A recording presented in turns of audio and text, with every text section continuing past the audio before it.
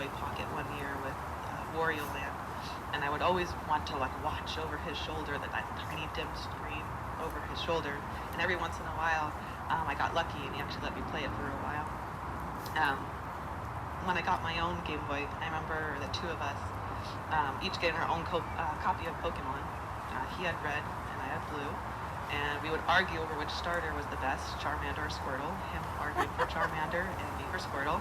In hindsight, Sean was right. I just didn't want to admit that my version of the game didn't have the best starter in front of it. But that love of video games followed both of us throughout the years, with us kids sharing passions for games like Legend of Zelda, Mario and Donkey Kong, Perfect Dark, World of Warcraft. I can recall a number of creative outlets that we enjoyed doing together. Again, similar notes from what you mentioned, Mom. From crafting custom D&D games with copious piles of treasures and overpowered characters, to jointly creating our own comic creation, Super Bunny. So Super Bunny was like a regular bunny, but he ate Go-Gurt to power up into a superhero, complete with flying and fart powers. He was best friends with Bookman, a book that could become anything, and would you believe it, Sean himself. This trio was always taking down the evil mastermind Buggy and his minions, foiling their plans with sweet skateboard tricks, bombs, or wit. And so our mother loved her garden very much, and rightfully so. She worked very hard on it. Unfortunately, the local squirrels did too, and she may have softly encouraged us kids to help her chase off the squirrels that were trying to eat her tulips. And so Sean took that and just kind of ran with it. Thus, the Anti-Squirrel Squad was born, and it was us and a couple of Sean's friends. We were all very, very pleased with the acronym, by the way. There was a charter, a rule book, lessons, and everything. We made it our mission to hunt down those squirrels with whatever we could muster, and suffice to say, we were kind of forced to ease up on our crusade when we actually managed to hit a squirrel, and never again were squirrels so demonized in our house. I think most people knew that Sean was very passionate about music.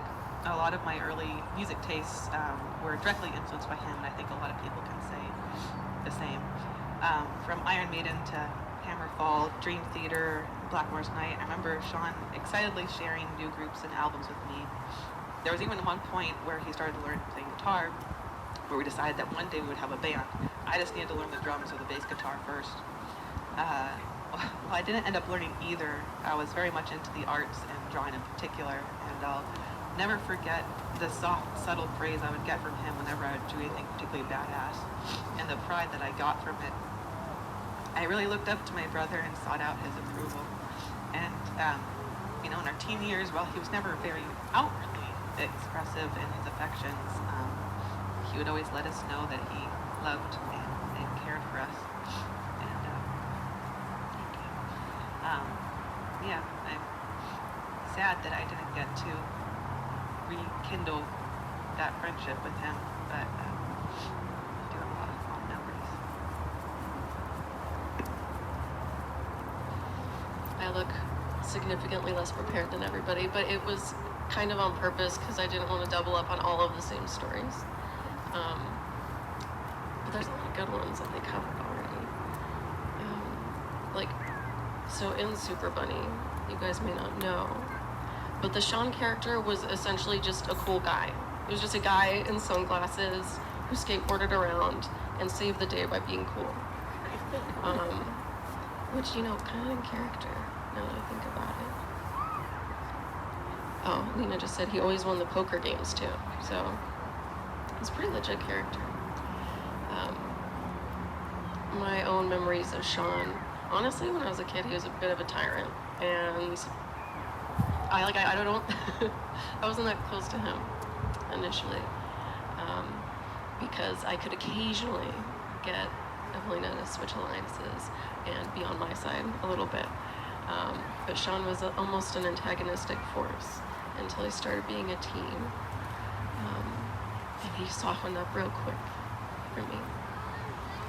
I remember one time when I was younger, he was already skateboarding at the time, cool middle schooler, and Evelina was off biking with some of her friends, and I was so jealous because I couldn't keep up. I was still on my training wheels, but I did have a scooter, one of those Razor scooters. He, was like, encouraged me that maybe I should learn a couple tricks on there so that I could impress the older kids when they came back. And so we scootered and skateboarded around together. When we got older, I even grew closer. I shared the downstairs with him, and he could be exceedingly gentle. And it was just the two of us. I remember one time being horribly upset and sobbing. I don't even remember what I was upset about. I remember feeling alone and misunderstood. And he made me feel the exact opposite. He was exceptionally good at listening, and I'll always remember the conversations that we had and how special it made me feel.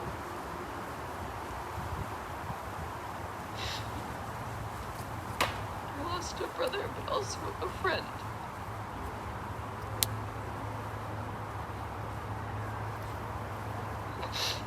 I know he could be a real shit sometimes.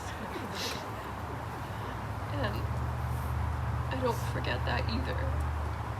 And part of what makes it so hard is because I was ready for him to come back and for us to be mad at each other and for us to fight like siblings do. Because that's what you sign up for with a sibling. There's so many things I have left unsaid to him that I wish I could say. I'm so grateful for what he did give. He gave Ethan and Brittany to our family. But they're so precious. And he gave such soft blessings for healing that I didn't know I needed yet. I remember even 2 years ago having a conversation with him. What was going on a little long because I had to get up at 6 the next day for a job in downtown Seattle. And I remember telling him, hey, I love talking with you, but I'm really tired. I have to go to bed. And he said, thank you for saying that. I wish more people would tell me that. I think he always craved that honesty and openness, even though he could sometimes be so guarded.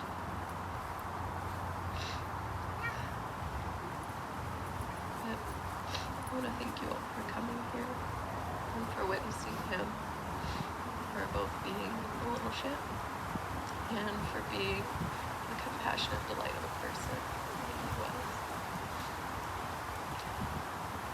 Wish I had a good joke right now. Who's next?